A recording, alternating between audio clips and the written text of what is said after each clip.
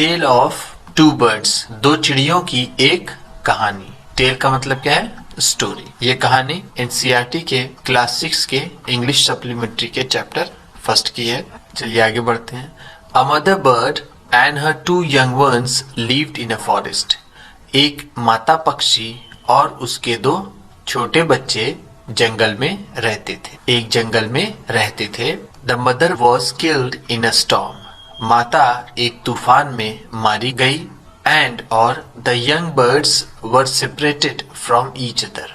और छोटे दोनों पक्षी एक दूसरे से अलग हो गए। Each found a different home.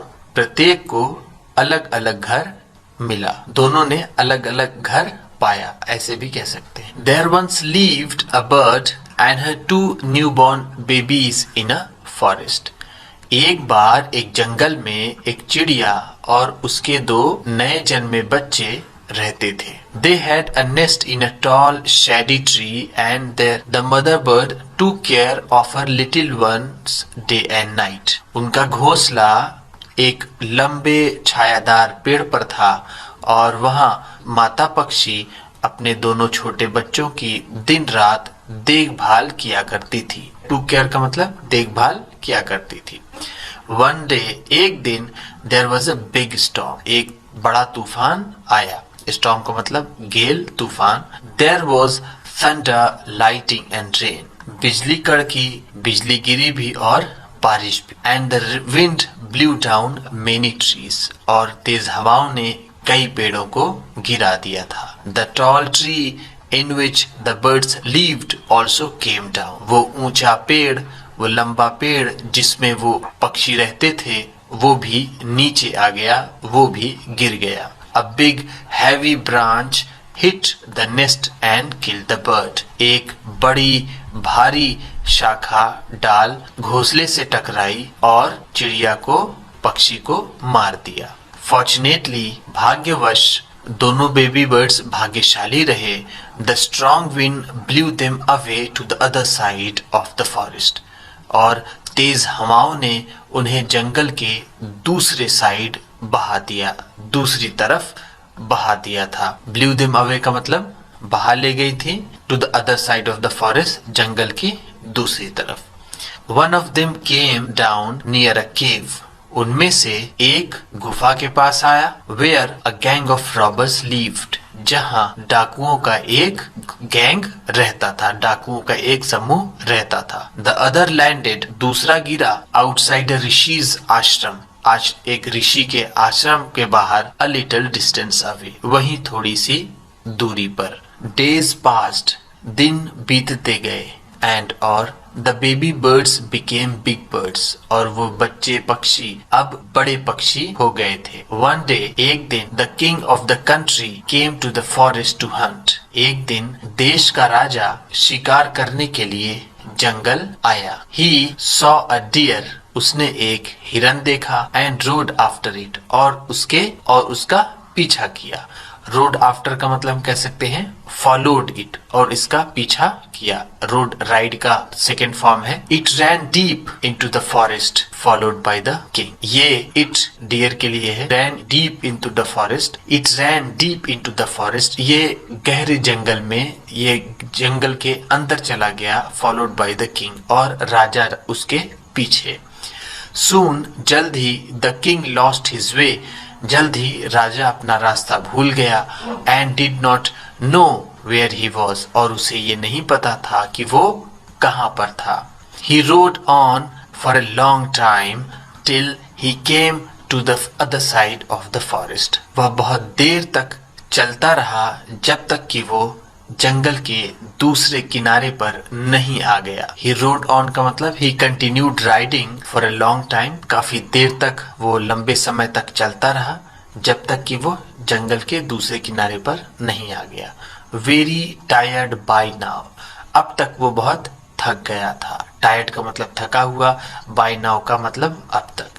He got off his horse, वह अपने घोड़े से उतरा एंड और sat down under a tree और एक पेड़ के नीचे बैठ गया that stood near a cave जो गुफा के पास था। हमने आपको क्लास 5th में जो फ्लाइंग टुगेदर चैप्टर था उसमें मैंने इसका मतलब आपको बताया था। स्टूड स्टैंड का सेकेंड फॉर्म है जिसका मतलब बी भी होता है होना। ठीक, अगर यहाँ पर स्टैंड्स होता a tree that stands near a cave तो उसका मतलब होता कि गुफा के पास एक पेड़ है। अभी क्या है, वो गुफा के पास था। चलिए आगे देखते हैं। सडनली अचानक he heard a voice cry out. अचानक ही उसने एक चिल्लाती हुई आवाज सुनी, पुकारती हुई आवाज सुनी। क्विक हरी अप, जल्दी करो जल्दी करो। There is someone under the tree. पेड़ के नीचे कोई है। समवन का मतलब कोई। Come and take his jewels and his horse. आओ और उसके गहने और उसका घोड़ा ले लो। हरी जल्दी करो और else he will slip away. नहीं तो वो भाग जाएगा, निकल जाएगा। और एल्स का मतलब है यहाँ पर अदरवाइज, नहीं तो। ही विल स्लिप अवे, वो निकल जाएगा। The king was amazed. राजा हैरान रह गया। अमेज्ड का मतलब हैरान रह गया, जिसे हम कहते हैं greatly surprised, astonished. He looked up. उसने अपनी नजर ऊपर की एंड सॉ और देखा अ big brown bird on the tree और उसने पेड़ पर एक बड़ी भूरे रंग की चिड़िया देखी। अंडर विच जिसके नीचे ही वॉज सिटिंग, जिसके नीचे वो बैठा था। ही ऑल्सो हर्ड फेंट noises issuing from the cave. उसने धुंधली आवाजें भी सुनी जो गुफा से निकल रही थी। इशूइंग का मतलब यहाँ पर है निकल रही थी। कमिंग आउट, केव का मतलब गुफा, फेंट का मतलब धुंधली, जो क्लियर ना सुनाई दे, जिसे हम इंग्लिश में डिम कह सकते हैं।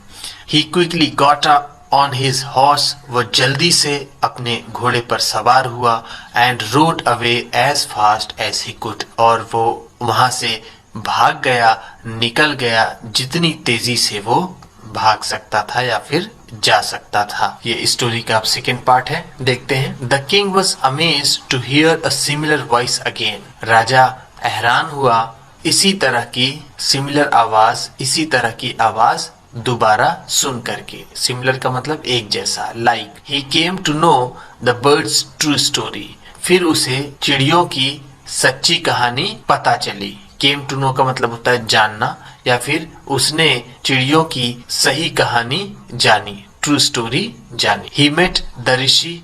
वो ऋषि से मिला। Who explain the behaviour of each bird. जिन्होंने दोनों चिड़ियों के बिहेवियर के बारे में उन्हें बताया। एक्सप्लेन का मतलब यहाँ व्याख्या करना है, बताया। Talk in detail. बिहेवियर का मतलब उनके आचरण के बारे में, प्रत्येक चिड़ियों के आचरण के बारे में उसने बताया ऋषि। आगे देखते हैं। सून जल्द ही केम टू अ क्लियरिंग। जल्द ही वो एक क्लियरिंग में आया। क्लियरिंग का मतलब जहाँ पर घना जंगल नहीं था, खुला था, पेड़ पौधे कम थे, नहीं थे, वहां पर वो आया। विच लुक्ड लाइक एन आश्रम। जो आश्रम जैसा दिखता था। इट वॉज द ऋषिज आश्रम। यह ऋषि का आश्रम। The king tied his horse to a tree. राजा ने अपना घोड़ा एक पेड़ से बांधा and sat down in its shade. और वो उसकी छाया में बैठ गया। शेड का मतलब छाया में। सडनली अचानक he heard a gentle voice announce. अचानक उसने एक जेंटल, यहाँ पर जेंटल का मतलब होगा सॉफ्ट। उसने बहुत ही सॉफ्ट आवाज सुनी, कहते हुए, घोषणा करते हुए। अनाउंस का मतलब ऐसे होता है घोषणा, लेकिन हम कहेंगे बोलते हुए या फिर कहते हुए। सुना क्या? वेलकम टू द आश्रम। आश्रम में आपका स्वागत। सर, वेलकम टू द आश्रम। आश्रम में आपका स्वागत है। Please go inside. कृपया अंदर जाइए। एंड और रेस्ट और आराम कीजिए। The rishi will be back soon. ऋषि जल्द ही वापस आएंगे। There is some cold water in the pot. कुछ ठंडा पानी उस बर्तन में है। Please make yourself comfortable.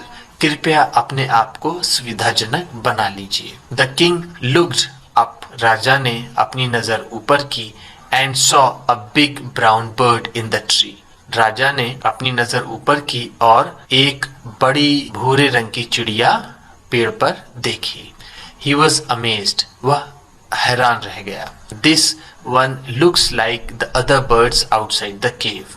ये बिल्कुल वैसी ही दिखती थी जैसे गुफा के बाहर उस दूसरी चिड़िया जैसी. He said to himself loudly. उसने अपने आप से जोर से कही. Loudly का मतलब जोर से, यानी उसने जोर से कहा कि ये तो गुफा के बाहर जैसी चिड़िया मैंने देखी थी, ये तो वैसी ही है. ऐसा ही वो कहना चाहता था, अपने आप से उसने जोर से कहा. You are right, sir. आप ठीक है सर, आप सही कह रहे हैं. Answered the bird. पक्षी ने जवाब दिया. He is my brother. वह मेरा भाई है. But he has made friends with robbers. लेकिन उसने डाकुओं से दोस्ती कर ली है. He now talks as they do.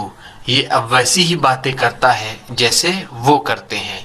He does not talk to me anymore. और वो मुझसे अब बात नहीं करता है. Just then the rishi entered the ashram. तभी आश्रम में ऋषि ने प्रवेश किया. एंटर्ड का मतलब प्रवेश किया. Welcome sir. सर आपका स्वागत है.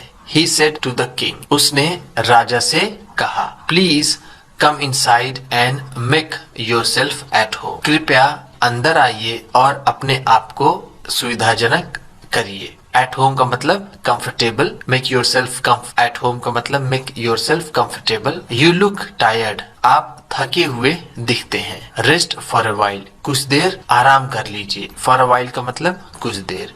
Then you can share my food. उसके बाद आप मेरे साथ खाना खा सकते हैं. The king told the rishi the story of the two birds. राजा ने ऋषि को दो चिड़ियों की कहानी बताई. And or how each had behaved so differently though they looked so alike. और दोनों ने कितना अलग व्यवहार किया, कितना अलग आचरण किया, यद्यपि वो एक समान दिखते थे. Looked so like का मतलब यहाँ very alike मतलब एक जैसा, बिल्कुल एक जैसा. The forest is full of surprises. He said. उसने कहा ये जंगल आश्चर्यों से भरा हुआ है. The holy man smiled and said. उस पवित्र आदमी ने मुस्कुराया और कहा. After all, finally, अंत में या फिर आखिरकार, one is known by the company one keeps. कोई भी अपने साथ की वजह से जाना जाता है. जैसी वो संगति रखता है वो वैसा ही पहचाना जाता है, वैसे ही वो जाना जाता है. That bird has always heard the talk of robbers.